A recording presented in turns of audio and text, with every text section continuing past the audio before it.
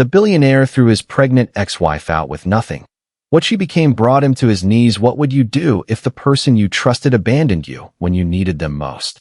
Let us see how it unfolded. You can leave tonight, or I can have security remove you in the morning. Ethan Vale said it without raising his voice, as if he were discussing a delayed meeting instead of ending a 7-year marriage. Across the marble foyer, 33-year-old Naomi Carter stood barefoot in a cream maternity dress, one hand resting over the small curve of her 5-month pregnancy. Outside, rain streaked the windows of the 30-room estate in Greenwich, Connecticut, turning the gardens into blurred shadows. Inside, every light was warm, every surface polished, every detail painfully familiar. Naomi had chosen the curtains, approved the stone floors, and planted the white roses along the east terrace. Yet in that moment, the house felt like a hotel where her reservation had suddenly expired. Ethan, 41, was a self-made billionaire celebrated for building Vale Horizon from a struggling logistics company into a global empire. Magazine profiles called him disciplined, visionary, and impossible to intimidate. Naomi knew the quieter version of that ambition. She had known him before the private planes and tailored suits, when they shared a one-bedroom apartment in Boston and counted grocery money on Sunday nights. She had typed his first investor proposals, organized meetings from their kitchen table, and sold the small condo her mother left her so Ethan could keep his company alive during its worst year. He once told her they were building everything together. Now he stood 10 feet away in a charcoal suit, his expression colder than the rain. Beside him was Celeste Monroe, the company's elegant public relations director, wearing Naomi's favorite shade of ivory and holding herself with the confidence of someone who had already been promised the room. Ethan claimed the child Naomi carried could not possibly fit into the future he had planned. He said the pregnancy had changed her, made her emotional, suspicious, and difficult. Naomi wanted only one thing from him: time. Time to understand why the man who had spent years asking her to believe in him now refused to believe her. Time to protect their unborn child. Time to leave without being publicly humiliated. But Ethan had already instructed his attorney to prepare temporary separation papers. Her access to the household accounts had been suspended that afternoon, and the family credit card in her wallet had been declined at a pharmacy less than 2 miles from home. When she asked where she was supposed to go, Celeste glanced away. Ethan did not. "You have friends," he said. "You'll manage." Naomi felt the words settle inside her, heavier than anger. Her closest friends had slowly disappeared as Ethan's world expanded. Her professional life had been folded into his. Even the charitable foundation she managed carried the Vale name, though she had built every program herself. On the console table beside the door sat one medium suitcase, packed by a housekeeper who could not meet her eyes. No winter coat, no medical files, no copy of the documents Naomi had signed during the company's early years. She looked at Ethan and understood that this was not a sudden argument. Someone had planned her removal carefully. Then the front doors opened, and the family attorney stepped inside, holding a sealed envelope. He looked at Naomi, then at Ethan, with an uneasiness that did not belong on the face of a man paid to remain calm. "There's a problem," he said. "The ownership records don't say what you told me they would." The attorney's name was Martin Hale, and in 12 years of managing Ethan Vale's private affairs, Naomi had never seen him hesitate before speaking. Rainwater darkened the shoulders of his coat as he crossed the foyer and placed the sealed envelope on the marble table. Ethan did not reach for it. "This is not the time," he said. Martin looked toward Celeste, then back at him. "It concerns the original Vale Horizon Incorporation documents. It cannot wait." Naomi remained beside her suitcase, one hand still resting over her unborn child.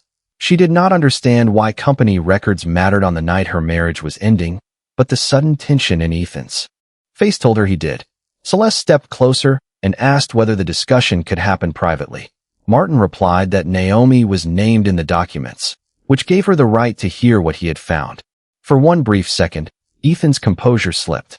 Then he dismissed the matter as an outdated clerical issue and ordered the driver to take Naomi wherever she wanted to go. Naomi lifted her chin. She had spent years making herself smaller whenever Ethan's temper sharpened, believing peace was something a wife protected by absorbing discomfort. But she was no longer protecting only herself. "I want to know what the records say," she said. Ethan's gaze hardened. "You would not understand them." The words were familiar. He had used them during investor meetings, tax discussions, and every conversation where money became power. Yet Naomi understood more than he admitted. In the early days, she had sat beside him at a scarred kitchen table, reading every proposal before he sent it. She had organized freight contracts, tracked expenses, and kept the company operating while Ethan traveled from city to city searching for clients. When payroll came due and the business account was nearly empty, Naomi sold the Boston condo her mother had left her. The sale produced $280,000. She transferred nearly all of it into Veil Horizon because Ethan promised the investment would make them equal partners. At the time, equality had seemed less important than trust. She signed whatever Martin placed before her, then returned to building the charitable foundation Ethan later used to soften his public image. Years passed. The company grew. Ethan's name appeared on buildings, aircraft, and magazine covers, while Naomi's work became described as support. She told herself that marriage did not require keeping score. The first signs of change had been easy to excuse. Ethan stopped inviting her to company dinners because he said the conversations would exhaust her. Celeste began approving foundation press releases without consulting Naomi. Household statements disappeared from the shared office, and Ethan replaced their longtime accountant with someone who addressed every question to him. When Naomi became pregnant, his distance turned colder. He questioned the timing, complained that a child would complicate international expansion, and spent more nights at the Manhattan penthouse near the company headquarters. Naomi tried to believe pressure had changed him temporarily. She scheduled dinners, left notes in his luggage, and waited for the man from the Boston apartment to return. He never did. Martin finally opened the envelope and removed a copy of a faded agreement bearing 2 signatures. He explained that the original capital contribution had not been recorded as a marital gift. It had purchased a protected ownership interest in Veil Horizon under Naomi's legal name. Ethan immediately called the agreement obsolete, but Martin shook his head. It was never revoked, he said. And according to this clause, any attempt to remove Mrs. Veil from the estate or restrict her financial access without independent review could activate her voting rights. Celeste's face lost its polished calm. Ethan took the document and scanned it in silence. Naomi watched his eyes stop on the final page, where a handwritten amendment appeared beneath his own signature. Then Martin delivered the detail that changed the air in the room. The amendment did not give Naomi a minor share. It made her the deciding vote if Ethan's control of the company was ever legally challenged. Naomi looked at the handwritten amendment until the words stopped feeling like language and became something heavier, something alive. Ethan stood beside the marble table with the agreement in his hands, reading the same lines again as if repetition might erase them. Martin explained that the clause had been added during Veil Horizon's first major restructuring, when Ethan had faced a lawsuit from an early investor who tried to seize control. At the time, Naomi's ownership had protected the company because her vote could not be bought, transferred, or overridden without her written consent. Ethan had insisted on the provision himself. He had called it a safeguard against anyone who might use his ambition against him. Now the safeguard bore Naomi's name. Celeste recovered first. She said an old contingency clause could not possibly affect a modern corporation valued at more than $9 billion. Martin agreed that the agreement would need immediate legal review, but he warned that the original document had been referenced in later filings. It had not disappeared. It had been carried forward quietly, year after year, beneath layers of corporate language Ethan had assumed no one would examine. Naomi watched him fold the pages with unnatural precision. He told Martin to return to the office and contact the board before sunrise. Then he turned to Naomi and said the situation changed nothing between them. She was still leaving the house. The ownership issue, he said, was business. Their marriage was personal. Naomi almost believed the separation because Ethan had trained everyone around him to accept his categories. His company was business. Her sacrifices were personal. His decisions were strategy. Her questions were emotion. But the card that had failed at the pharmacy, the packed suitcase, and the missing medical files were not separate from the company that controlled every dollar in her life. "You restricted my access before you understood what I owned," she said. Ethan replied that he had every right to protect household assets during a separation. Martin quietly corrected him. If Naomi's ownership interest remained active, the accounts used for company housing, transportation, and medical coverage could not be suspended without notice. Ethan's face tightened. Celeste stepped between them with a gentler tone, suggesting Naomi spend the night at a hotel while the attorneys sorted everything out. She offered to arrange a suite and a private car, speaking as though kindness could disguise removal. Naomi looked at the woman standing in the home she had helped create and noticed a thin gold bracelet on Celeste's wrist. It belonged to the Veil Foundation collection, a set Naomi had commissioned for donors and trustees. Only 5 had been made. Celeste was not a trustee. Naomi had never given her one. The discovery was small, but it sharpened every doubt she had tried to soften over the previous year. She asked where the bracelet came from. Celeste covered it with her hand and said it had been a company gift. Ethan told Naomi not to start another accusation. His speed in defending Celeste answered more than his words. Naomi did not argue. She asked Martin to provide her with a copy of the agreement and written confirmation that her financial access could not be restricted. Martin hesitated only long enough to glance at Ethan, then removed a duplicate from the envelope and handed it to her. That simple act changed the balance in the foyer. Naomi placed the document inside her suitcase, retrieved her coat from the hall closet, and told the driver she would choose the destination herself. She would not stay where she had been discarded, but she would not leave as though she had no rights. As she reached the front door, Martin's phone rang. He listened without speaking, then asked the caller to repeat the information. When he ended the call, his expression had become even more serious. The board's emergency records had already been accessed that evening, and someone had attempted to remove Naomi's name from the controlling vote provision less than an hour before she was ordered out. The call did not surprise Ethan as much as the timing did. Someone had entered the emergency records less than 1 hour before Naomi was told to leave, which meant the decision had not been made during an argument. It had been prepared. Martin asked the estate staff to preserve the security logs and instructed the driver not to take Naomi anywhere until her transportation and financial access were confirmed in writing. Ethan objected immediately, accusing him of overstepping, but Martin reminded him that his duty extended to the company and every legally recognized owner. The words settled over the foyer with the weight of an accusation no one had yet spoken aloud. Naomi stood near the open door, cold air moving around her ankles, and forced herself to think beyond the humiliation. She asked who had accessed the records. Martin said the login belonged to the executive legal office, but the system could not yet identify the individual user. Ethan insisted that dozens of employees had authorization. Celeste said nothing. Naomi noticed that her phone was already in her hand, the screen turned toward her body. She did not accuse her. She had learned that people revealed more when they believed they were not being watched.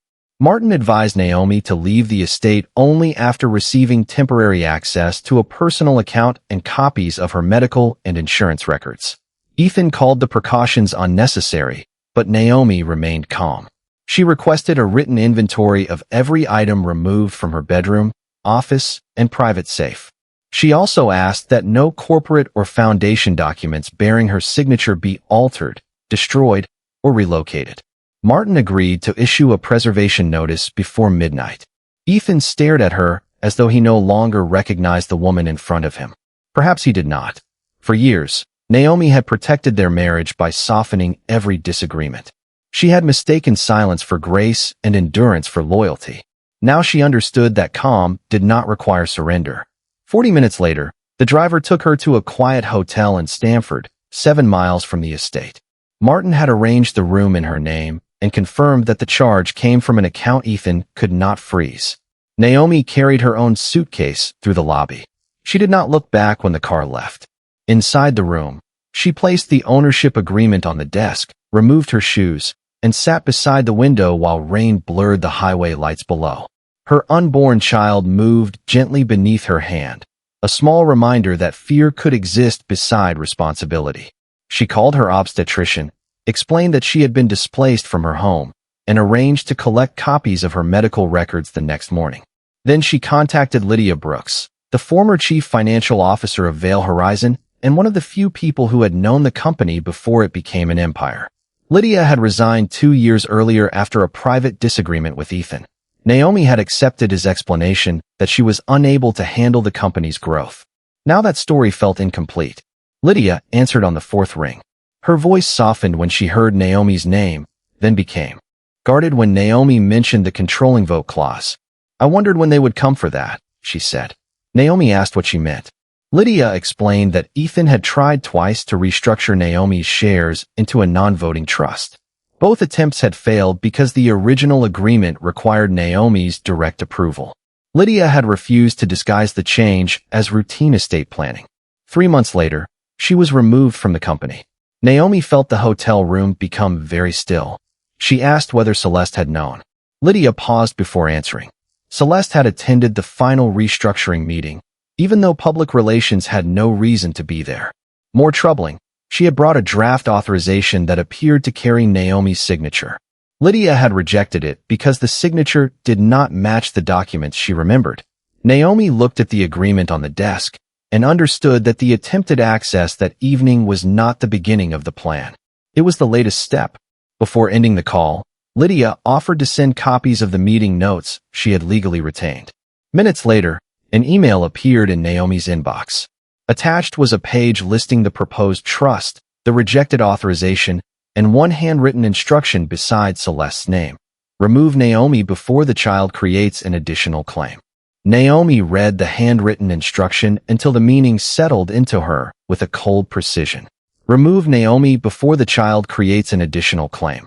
The sentence did not prove who had written it, but it confirmed that her pregnancy had become part of a financial calculation long before Ethan ordered her out. She forwarded Lydia's email to Martin and asked him to preserve the message with the rest of the company records.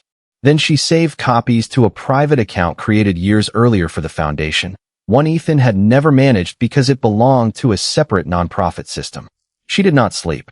By sunrise, the rain had cleared, leaving the city washed in pale silver light.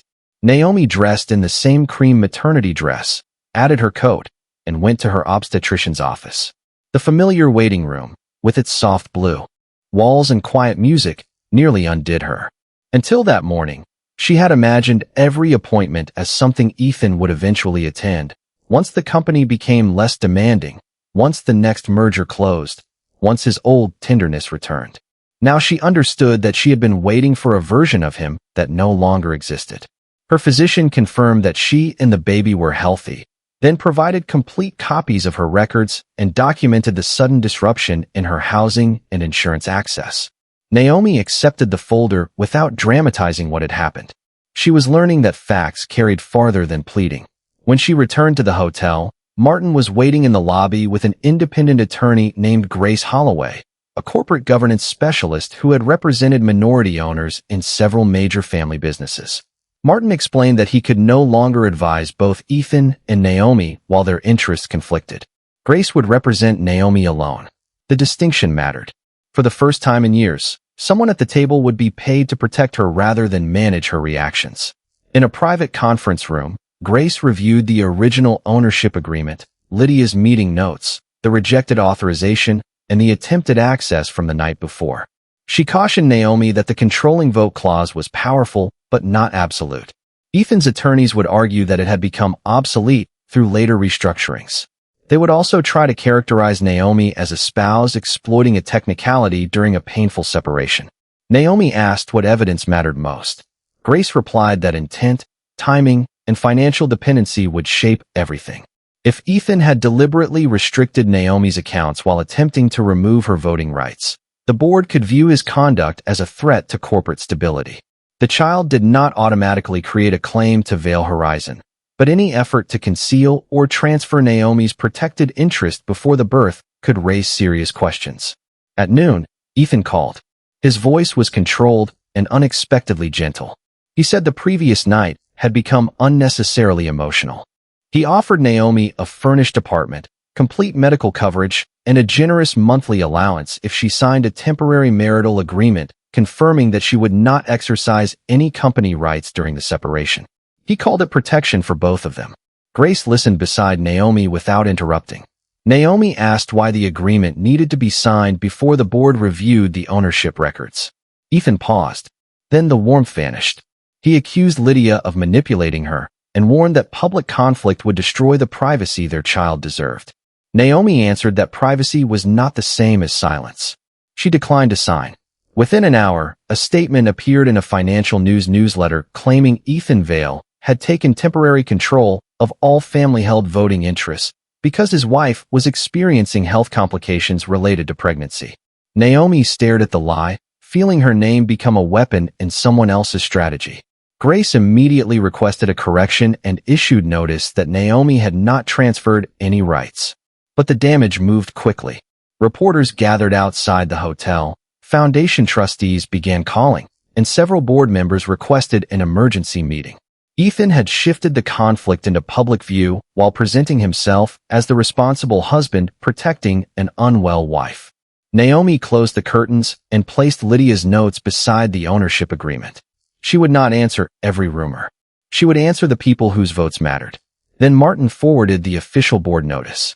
The emergency meeting would take place the following morning at Vale Horizon headquarters, and for the first time in the company's history, Naomi Carter Vale had been summoned not as Ethan's wife, but as a controlling owner.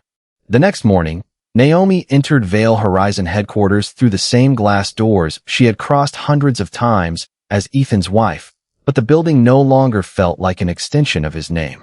It felt like a place where facts would finally have to survive without his protection. Grace walked beside her carrying 2 folders, while Martin followed several steps behind, careful to preserve the distance required by his conflicting duties. The lobby was silent except for the soft movement of security staff and the muted chime of elevators. Employees recognized Naomi immediately. Some lowered their eyes. Others watched with the startled attention reserved for someone they had been told was too unwell to appear. Naomi wore a dark blue maternity dress beneath a tailored coat, her hair pulled neatly away from her face. She had chosen nothing dramatic. She did not need to look victorious. She needed to look present. On the 42nd floor, the boardroom windows revealed Manhattan beneath a pale winter sky. Ethan sat at the head of the long table, surrounded by 12 directors, outside counsel, and Celeste, whose presence was explained as necessary for crisis communications. Naomi noticed the gold foundation bracelet still circling her wrist. Ethan began by expressing concern for Naomi's health.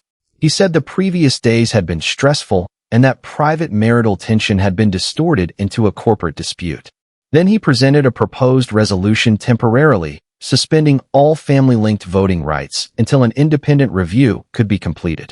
The language sounded neutral, but Grace immediately pointed out that the suspension would affect Naomi alone. Ethan's own authority would remain untouched. One director asked Naomi whether she understood the consequences of exercising the controlling vote clause. Naomi answered calmly.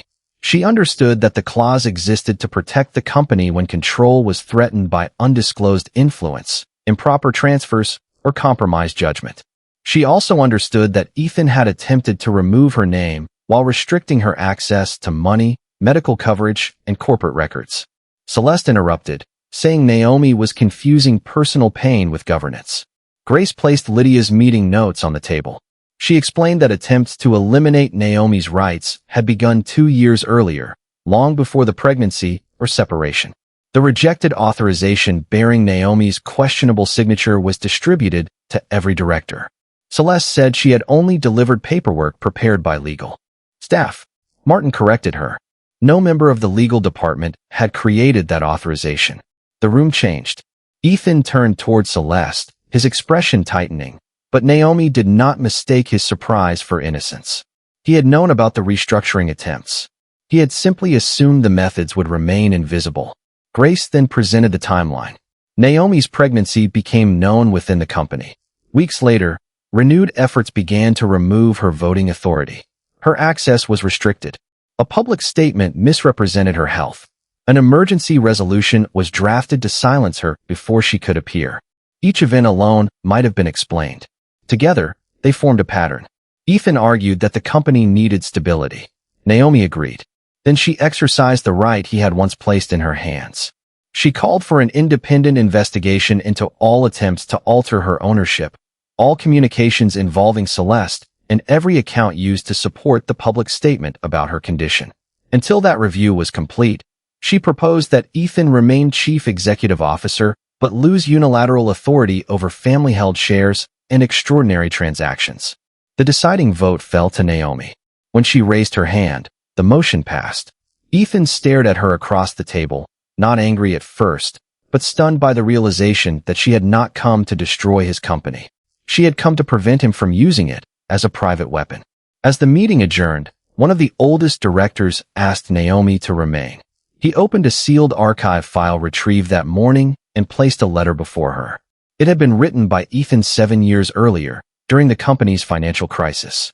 In it, he called Naomi the only person qualified to protect Veil Horizon if ambition ever made him reckless. Beneath that sentence was another instruction, one Ethan had apparently forgotten. If the controlling vote clause was activated, Naomi would also gain temporary oversight of the company foundation, the division Celeste had been quietly using to move money and influence beyond the board's view. The foundation records were stored on a separate floor, far below the boardroom and far outside the daily attention of most directors.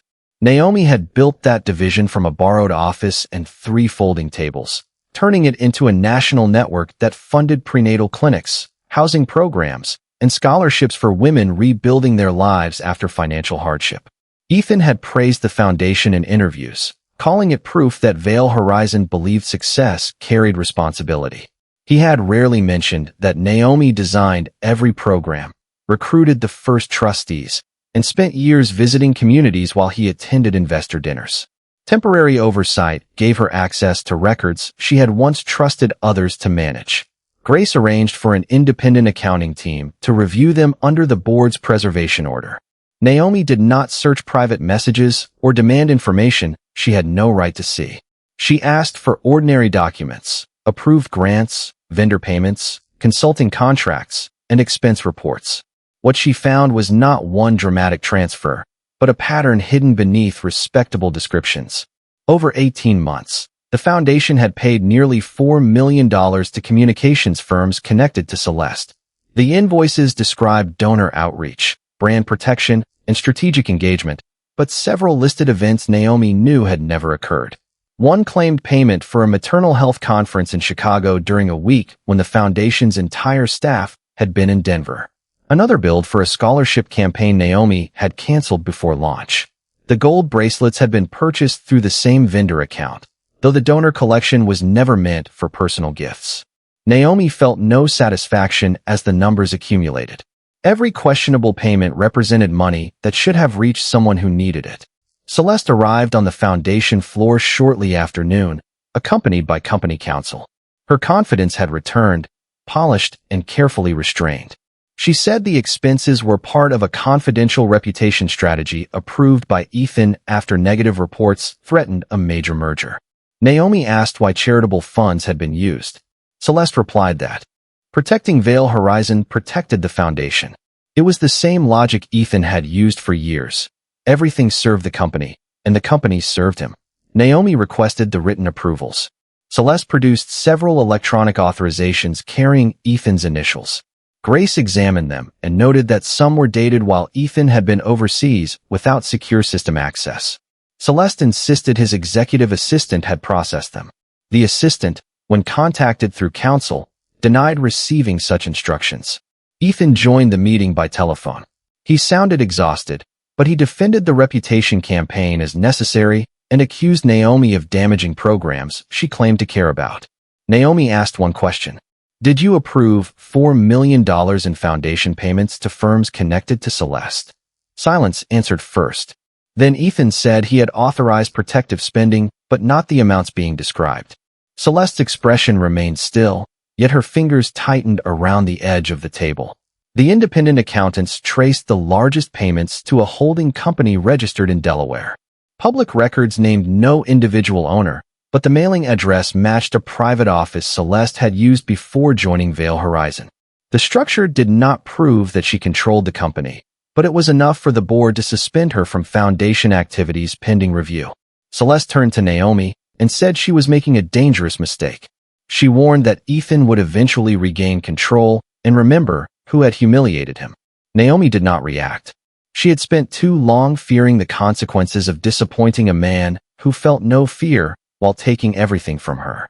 This is not about humiliating Ethan, she said. It is about money promised to people who never received it. That evening, Naomi returned to the Stanford Hotel with Grace and Lydia. The foundation investigation had widened, but her personal situation remained painfully small. Her clothes still fit inside one suitcase. Her marriage was still ending. Her child still moved beneath her hand whenever stress tightened her breathing. Lydia placed a flash drive on the desk. She had found it among records from her final weeks at Veil Horizon. It contained a draft presentation prepared for a private succession meeting 2 years earlier.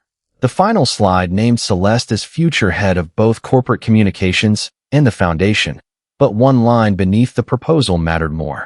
It stated that the transition required Naomi's removal from the marriage, the board, and all public association with the Veil name before the birth of any legal heir. Naomi read the final slide twice, then handed the flash drive to Grace without speaking. The language was clinical, almost bloodless, as if removing a wife and unborn child from a family could be reduced to a project milestone. Grace asked Lydia where the presentation had come from. Lydia explained that it had been attached to a confidential finance packet during the restructuring meetings 2 years earlier. She had saved a copy because the proposal included changes to foundation control that she believed violated donor restrictions. The file metadata showed that Celeste had created the presentation, but several comments had been entered from Ethan's executive account. That did not prove he had written every line. It proved he had seen the plan long before he claimed the separation was sudden. Naomi felt the last fragile excuse she had preserved for him disappear. Ethan had not simply become cold after the pregnancy. He had allowed people around him to prepare for her removal while continuing to sleep beside her, accept her loyalty, and let her build programs under a name he planned to take away. Grace warned that the presentation alone would not settle the matter. They still needed to establish whether it had been approved, acted upon, or abandoned. Naomi agreed. She no longer wanted the comfort of assumptions, even when they supported her. She wanted records no one could dismiss as emotion. The following morning, Grace requested the meeting calendars, approval chains, and electronic comments connected to the succession proposal. The board granted limited access under the independent investigation. Martin found that the presentation had been discussed at 3 private meetings attended by Ethan, Celeste, and 2 outside advisors.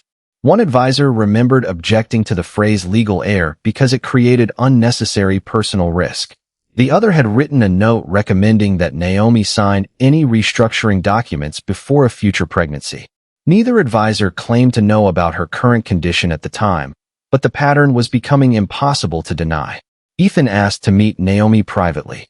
Grace advised against it unless counsel remained nearby, so they met in a conference room at Veil Horizon with the door open and Martin seated outside. Ethan looked less polished than he had in the boardroom. His tie was loosened, and sleeplessness had settled beneath his eyes. He said Celeste had pushed the succession plan because investors wanted clearer leadership. He admitted seeing the presentation, but insisted he had rejected the language about removing Naomi. Naomi asked why the meetings continued. He said he believed the plan had been revised. She placed the meeting dates in front of him. The final session occurred only 6 weeks before he ordered her out. Ethan stared at the page. "I was trying to protect the company," he said. Naomi heard the old belief beneath the answer, the conviction that anything done in the name of Veil Horizon became reasonable. "You kept calling it protection," she replied. "But somehow, I was always the thing being removed." Ethan reached for her hand, then stopped when she drew it back. He said he had never intended to leave her without support. The apartment, the allowance, and the medical coverage had been meant to give her comfort. Naomi reminded him that the pharmacy card had failed before she knew she was being separated. He had not offered safety. He had offered dependency in exchange for silence. Before Ethan could answer, Grace entered with new findings from the foundation accounts.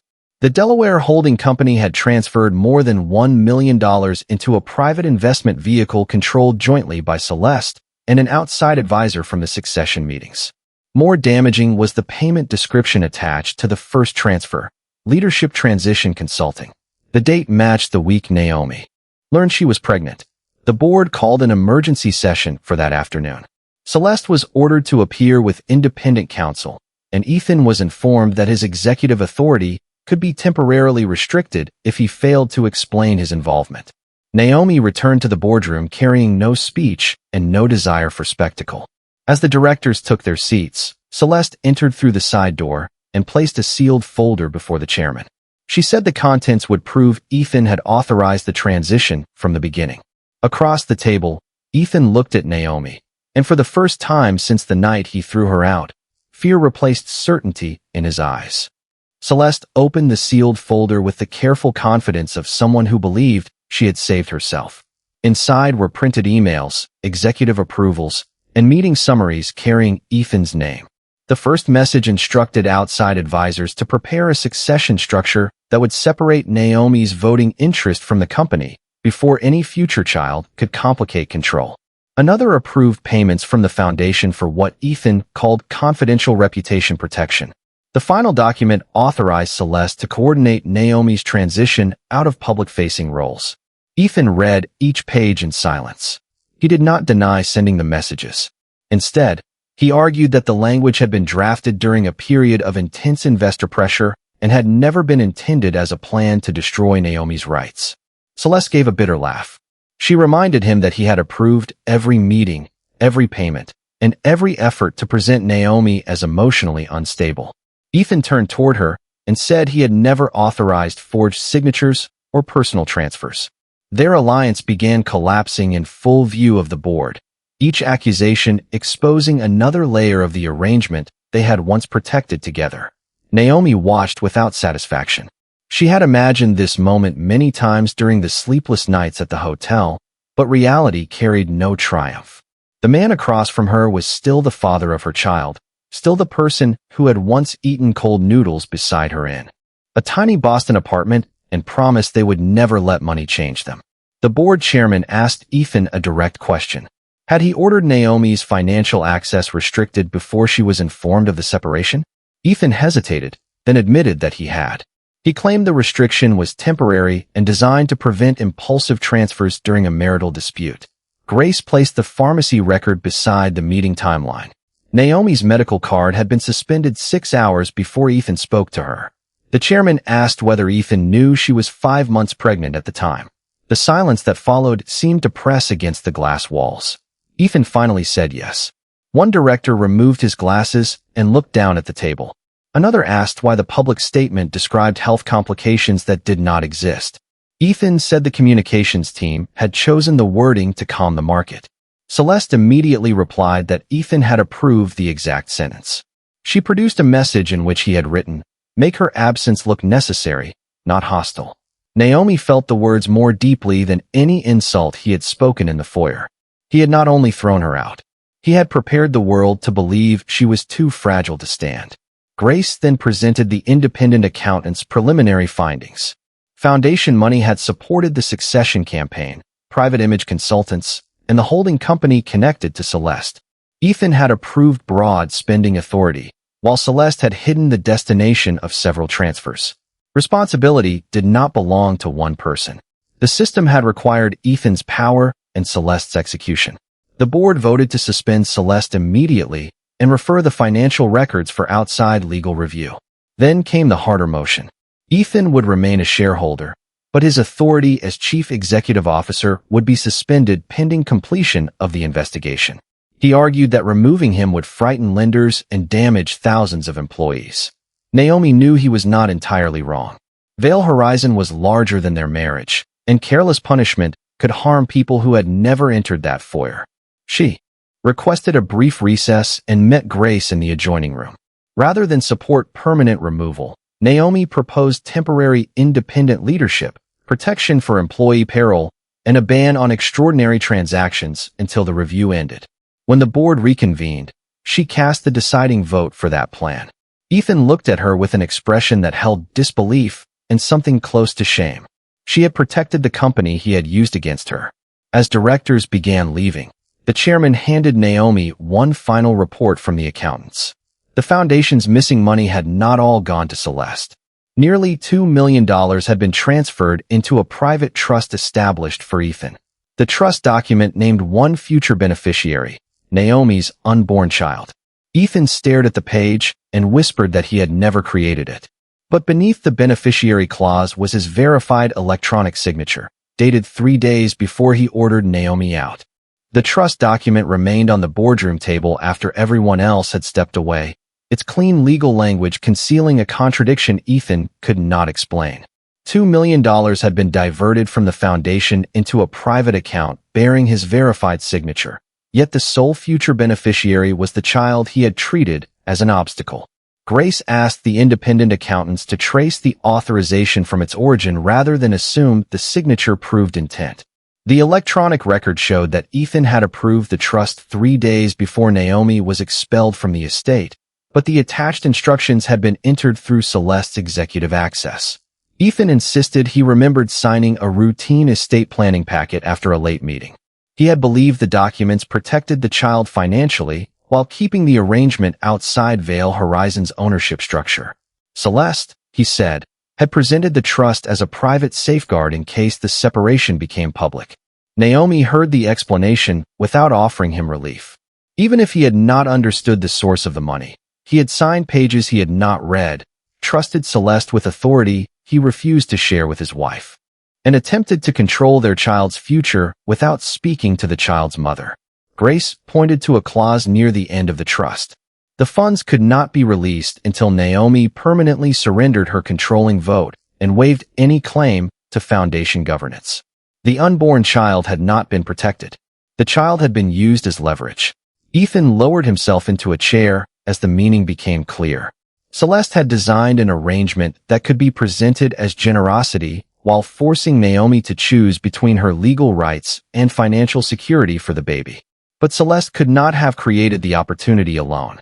Ethan's secrecy, his contempt for Naomi's questions, and his willingness to remove her from every decision had made the plan possible. The accountants discovered that the $2 million had been moved through 3 foundation accounts under Ethan's broad authorization for confidential leadership planning. Celeste had selected the destination, but Ethan had approved the category that allowed charitable money to disappear without ordinary review. Grace requested that the trust be frozen and the funds returned to the foundation. Naomi agreed immediately. She would not accept money taken from clinics, scholarships, and housing programs, even if it had been placed in her child's name. Ethan looked at her in disbelief. He said the money could secure the baby's future. Naomi answered that their child's future would not be built from resources promised to vulnerable families. The board chairman approved the freeze and ordered a complete audit of every payment made under confidential leadership planning. Celeste's counsel informed the board that she would cooperate in exchange for consideration regarding the personal transfers. Her documents showed that Ethan had repeatedly approved efforts to separate Naomi from public life, but they also showed Celeste had concealed the trust conditions and used the foundation accounts to increase her own influence. The investigation was no longer a contest between 2 competing stories. It had become a record of how power without accountability had spread through the company. By evening, Ethan's suspension was announced publicly. The statement did not mention Naomi's pregnancy or their marriage. It said only that an independent review had identified serious governance concerns and that temporary leadership would protect employees, donors, and shareholders. Naomi refused every request for an interview. She returned to the hotel with Grace, removed her shoes, and sat beside the window as city lights appeared below. For the first time since leaving the estate, she allowed herself to cry, not because Ethan had lost control, but because she finally understood how little of their marriage had remained by the time he threw her out. Her telephone rang near midnight. It was the obstetrician's office confirming an appointment the following morning. Before the call ended, another message arrived from Martin. The audit team had found an unopened letter stored with Ethan's estate planning packet. It had been written in his own hand on the same day he signed the trust. The first line read, "If Naomi discovers what I have allowed, she will never forgive me." The final line was worse. Celeste says the only way to save Veil Horizon is to make Naomi believe she has nothing. Naomi read Ethan's letter in the quiet consultation room beside Grace, with morning lights spreading across the table and the city moving far below them. The handwriting was unmistakably his, firm at first, then increasingly uneven as the page continued. He admitted that Celeste had convinced him investors would view Naomi's pregnancy as a threat to the company's succession plan. She had warned him that Naomi's controlling vote, combined with a future heir, could divide Veil Horizon and weaken his authority. Ethan wrote that he knew the argument was cruel, but fear had made it sound reasonable. He had agreed to restrict Naomi's access, move her from the estate, and present the separation as a health-related necessity. He told himself the humiliation would be temporary, that he could restore her comfort later once the company was secure. The letter ended without asking forgiveness. It simply recorded the truth he had been too cowardly to speak aloud. Naomi folded the page and placed it back inside the clear evidence sleeve. The betrayal hurt differently now. Celeste had manipulated the structure around Ethan, but Ethan had chosen to believe that Naomi's dignity was an acceptable price for control. He had not been deceived into every decision. He had participated because the plan protected the one thing he valued above trust. Grace explained that the letter strengthened the board's case for permanent governance changes and supported Naomi's claim that the separation had been coordinated with corporate objectives. It could also affect the divorce, the ownership review, and Ethan's future role at Veil Horizon. Naomi asked that the document be preserved, but not released publicly unless required. She did not want private pain turned into spectacle. Justice did not need an audience to be real. That afternoon, the board completed its preliminary findings. Celeste had concealed personal transfers, misused foundation accounts, and coordinated false documents intended to weaken Naomi's rights. Ethan had approved the broader removal strategy, ignored warning signs, and allowed charitable funds to support a private succession campaign. The board terminated Celeste's employment and referred the financial records to independent authorities for review. Ethan's suspension remained in place, and the company adopted permanent limits on executive access to foundation money. Naomi was asked to serve as interim chair of the foundation until a new leadership structure could be established. She accepted on one condition. Every missing dollar had to be restored before Veil Horizon spent anything on repairing its image. Over the following weeks, Naomi moved from the hotel into a modest furnished apartment near her obstetrician's office. She bought her own winter coat, opened accounts in her own name, and began each morning without waiting for Ethan's permission to plan her day. The apartment was smaller than the Greenwich estate, but its silence felt honest. She met with clinic directors, scholarship recipients, and housing partners whose programs had been delayed by the missing funds. Listening to them reminded her that the foundation had never belonged to the Veil name. It belonged to the people it was created to serve. Ethan requested several meetings. Naomi refused the first 3. When she finally agreed, they met in the foundation's original office, where an old folding table still stood in storage. Ethan entered without an assistant, driver, or attorney. He looked diminished, not by poverty, but by the absence of the authority that had once entered every room before him. He apologized for the lies, the public statement, the failed pharmacy card, and the night he ordered her out. Naomi listened, then asked the question that mattered. "Did you ever believe I was a threat to you?" Ethan lowered his eyes. "I believed anyone I could not control was a threat." The honesty left nothing to repair between them, but it finally gave Naomi something solid to stand on. She told him their marriage was over. He would have legal access to their child only through an agreement centered on safety, consistency, and respect. There would be no private bargains, no financial conditions, and no attempt to use the child as a bridge back to her. Ethan agreed. Then, before Naomi could rise, he stepped away from the chair and lowered himself to his knees beside the old table. He did not ask her to return. He asked her to believe that he finally understood what he had destroyed. Naomi looked down at the billionaire who had once made her believe she had nothing and felt no desire to punish him. She simply placed the signed divorce terms on the table between them and said, "Understanding is where your responsibility begins, not where mine ends." Naomi left the old foundation office without asking Ethan to stand. His apology belonged to him, just as the consequences did. Outside, late afternoon sunlight reflected from the glass towers, bright enough to make the city look newly washed.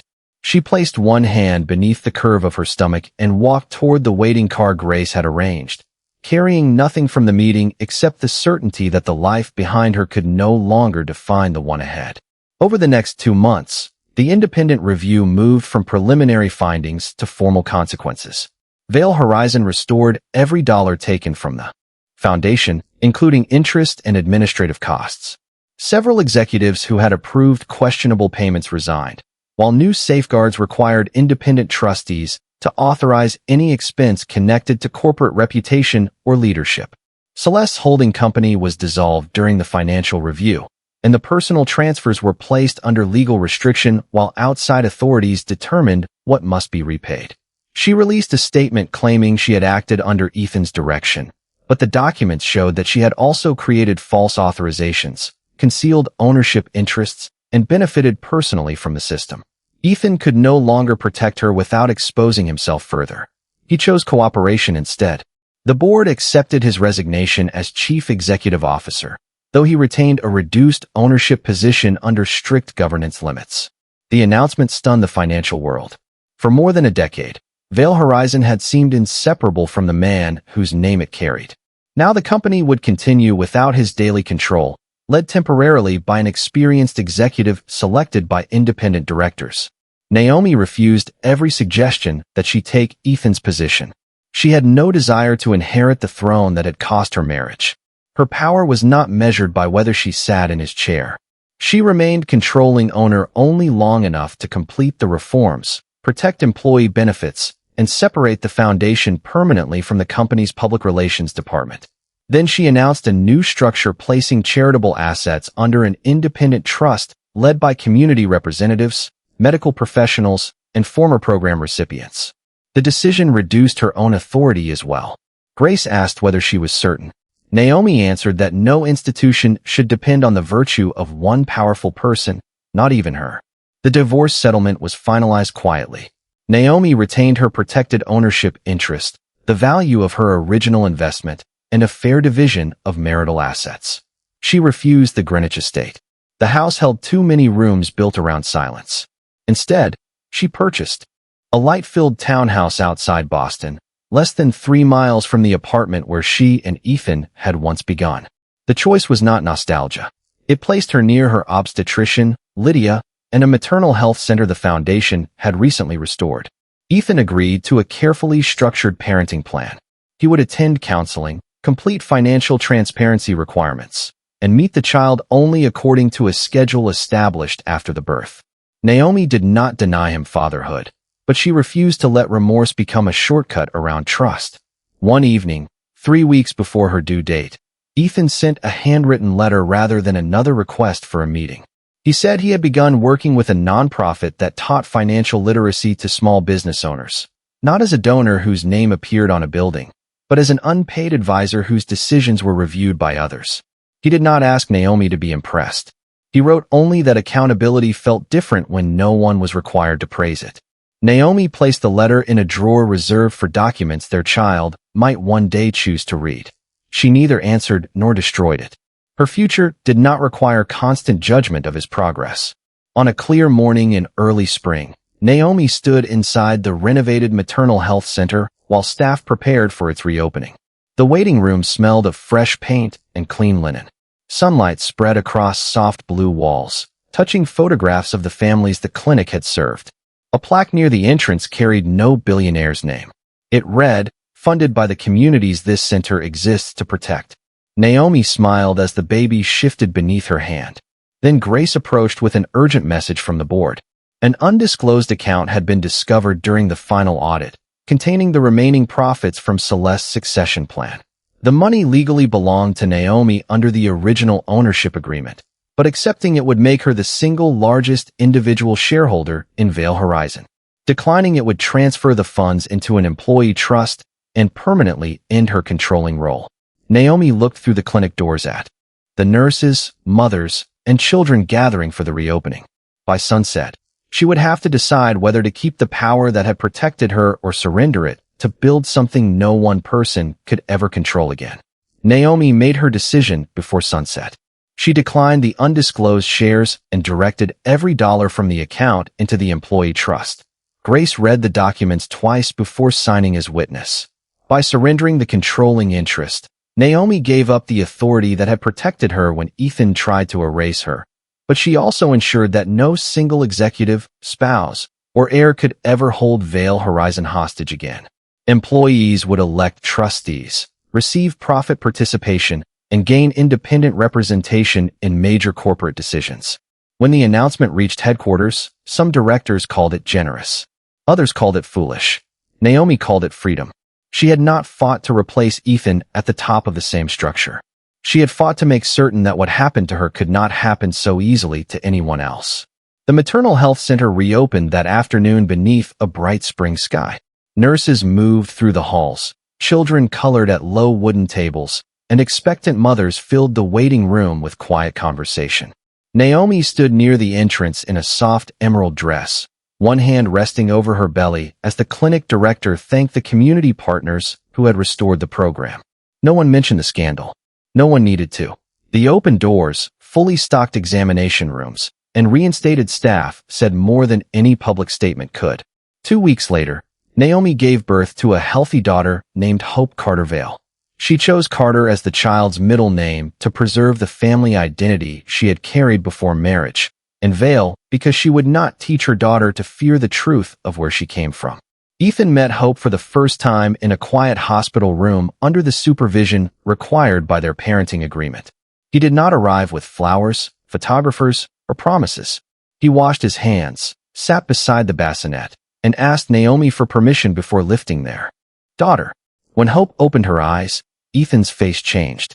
The man who once believed control could protect him finally understood that love offered no ownership. He stayed for 20 minutes, thanked Naomi, and left when the nurse indicated that mother and child needed rest. In the months that followed, Ethan kept the commitments written into their agreement. He attended counseling, submitted transparent financial records, and followed every scheduled visit without asking Naomi to soften the boundaries. He never regained his former position at Vale Horizon. Instead, he continued advising small businesses through the nonprofit, where his recommendations could be questioned and his name carried no automatic authority. Naomi did not mistake responsibility for redemption, but she allowed Hope to know a father who was learning to become accountable. Celeste repaid the recoverable foundation funds through a legal settlement and permanently lost any role connected to Vale Horizon or its charitable programs. The remaining consequences belonged to the independent review, not to Naomi's anger. Lydia became chair of the employee trust, Grace remained counsel to the foundation, and the maternal health network expanded into 3 additional states. Naomi led the foundation for one final year, then stepped down after training a successor chosen from among the program directors. She opened a consulting firm that helped family-owned companies build ethical governance before private loyalty became public damage. Her first office occupied the second floor of a restored brick building in Boston, with wide windows, second-hand furniture, and Hope's framed handprint beside the entrance. One autumn afternoon, Naomi returned to the old Boston neighborhood where she and Ethan had once counted grocery money at a kitchen table. She carried Hope against her chest while golden leaves moved along the sidewalk.